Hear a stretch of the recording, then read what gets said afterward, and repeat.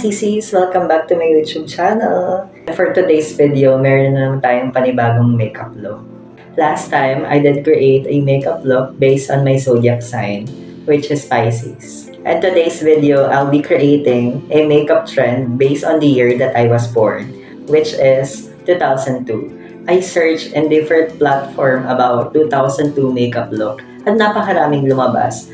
But I really wanted to make a very detailed makeup tutorial on the actual makeup look or the actual makeup trend by that time. So, as usual, nag-search ako kay kumaring ChatGPT. As I search nga, nakita ko nga yung very detailed na makeup look. And for today's video, I really wanted to share it to you all.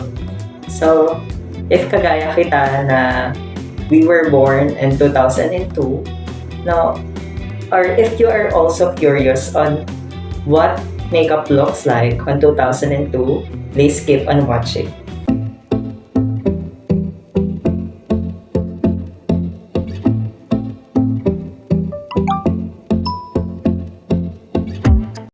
There's a trend going around TikTok na i-recreate mo daw yung makeup look na uso nung taon na pinanganak ka. But as for me, I was born in 2002. So, nag-search ako on Google, on TikTok, YouTube, kung ano ba talaga yung makeup look na uso noong 2002.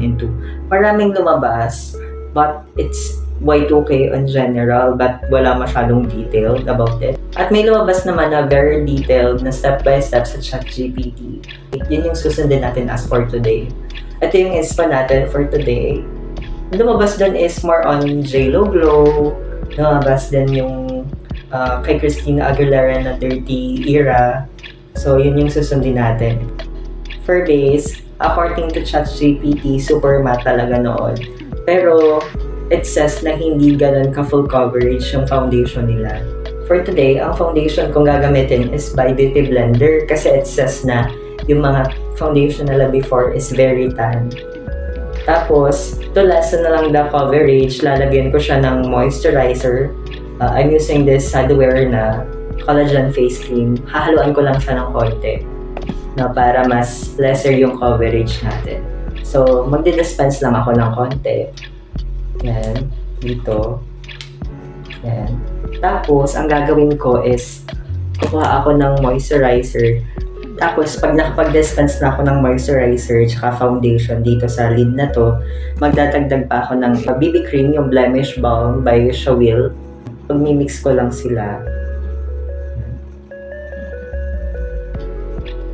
Medyo tan yung foundation natin for today. Before daw, mas prefer daw nila yung tan na foundation. Tapos, lesser yung coverage.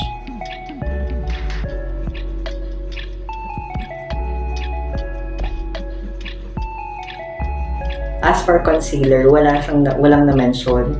No? So, I will just assume at maglalagay lang ako ng konting concealer but hindi siya ganun ka-light, which is yung gagamitin ko is from Beauty Glaze na full coverage concealer in the shade medium.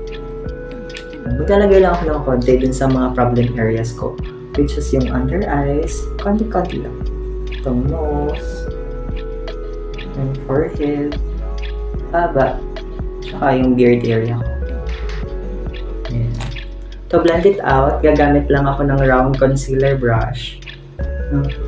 Iko-concentrate ko lang dun sa part na mas kailangan ko pa ng coverage.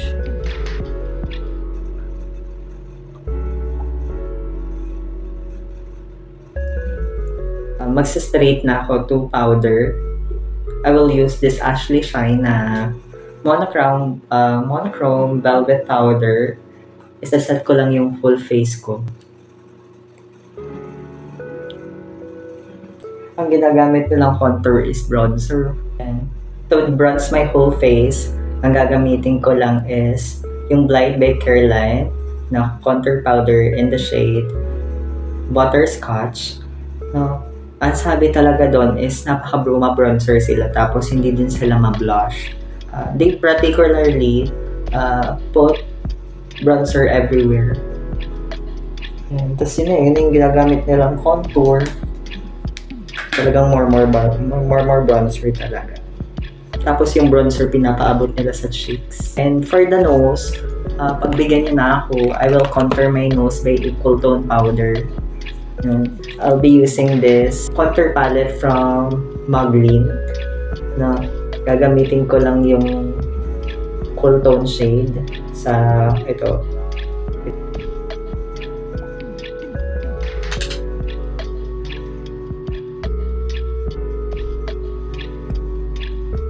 Kasi kita ko naman sa mga nose contour din naman ng mga nasa inspo natin.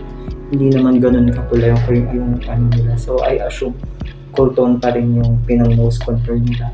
We will go straight to the brows. Ang iconic brows before is medyo thin talaga. Halata naman, medyo thin na naman na yung kilay ko. So hindi na ako ganun magpapaka-effort. Tapos, medyo light, hindi sila ma-bushy brows. Hindi pa uso yung bushy brows tsaka laminated brows before. Ang ginagamit lang nila is pencil. So, ang gagawin ko lang is, I will slightly define my brows. Hindi din ma-dark brows. So, I will be using a lighter shade of brow pencil. I will use this square na taupe na brow pencil. It says na yung kilay before is very arch. Tapos yung unahan ng brows natin is I will make it more rounder. Para siyang, sabi nga nila, parang sperm brows. I will just do my best to make it as thin as possible.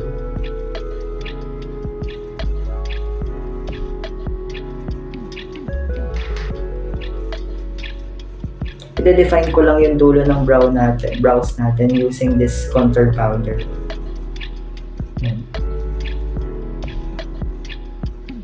To sharpen our kilay more, gagamit ako ng concealer. It's Bobbi Cosmetics Puff Concealer.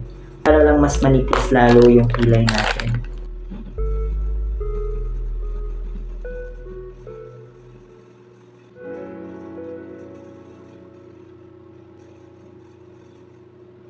Tapos, to set our lids, kukunin ko yung James Charles palette. No? Tapos, kukunin ko dito yung white shade, which is yung flashback. Tapos, kukuha ako, tapos isaset ko yung buong lids ko. Simula sa dito sa lids top hanggang dito sa taas ng ilalim ng kilay natin.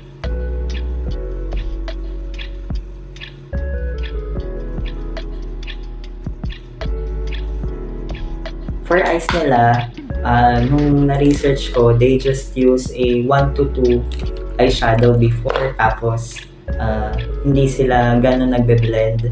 They often use mga pastel colors, yan.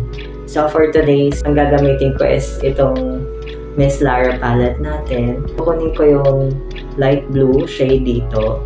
Tapos, pipick up ko lang siya sa kamay ko. Tapos, ilalagay ko siya sa lid ko.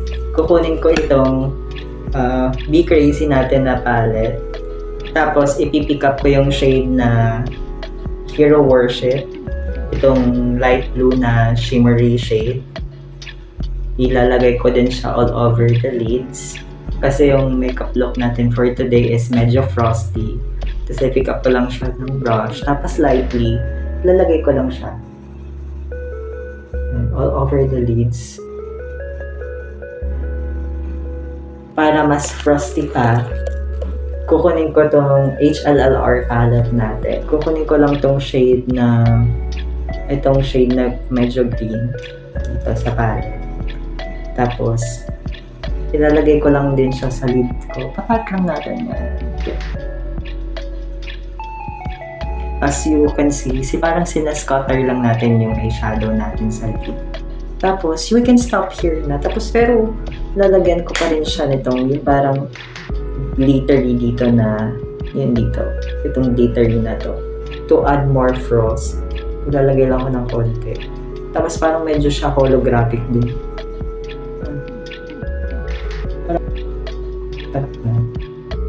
Kukunin ko lang ulit yung yung light blue shade natin sa Miss Lara na palette. Tapos, ilalagay ko lang din siya sa, I will lightly sweep off this color sa ilalim ng mata natin. Para lang mas, parang lightly cohesive. Maglalagay ako ng gel liner sa ilalim ng mata. Ilalagyan talaga nila yung buong lash line.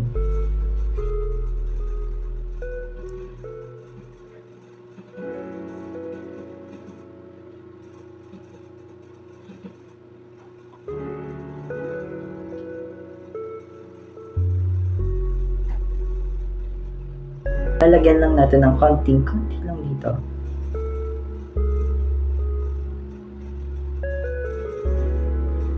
Yan, parang yung itong part lang, dulo lang, pero hindi natin siya i-wing.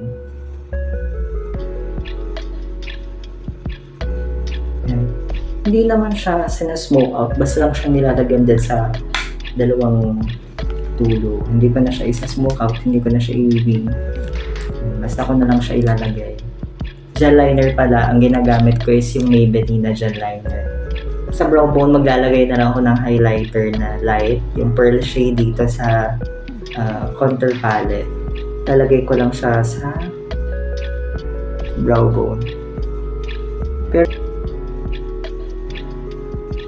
So, ang mascara na gagamitin ko is as usual, the CZ mascara na all day waterproof lengthening mascara. Mascara talaga nila noon, parang gagamba kung gagamba. Talagang clumpy talaga yung mga mascara nila before.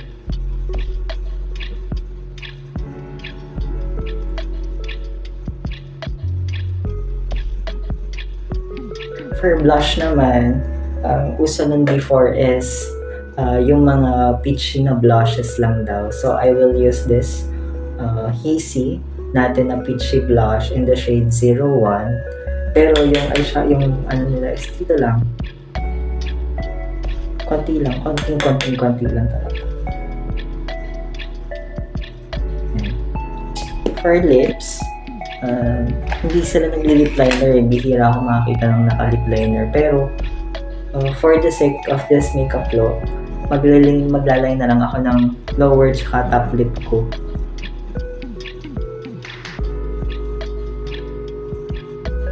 Existing na yung mga lip liner before, kaso hindi lang talaga sila on trend.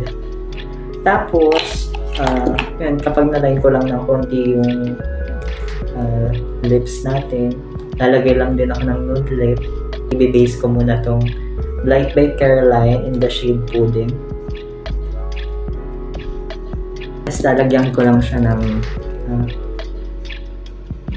lip balm. I'm using this DC Cosmetics na Tinted Sheer Balm. Tapos uso talaga nun is yung Frost Lips. Lalagyan ko na lang siya ng itong Simply Pretty na Roll Ball Shimmer in the shade Gold. And tapos, isaset ko lang yung makeup natin using this Asla na setting spray, Star Flash Quick Sun Rose Makeup Spray. Patutuyuin ko lang siya, tapos maglalagay ako ng strip lash lang. Tapos, I'll be back.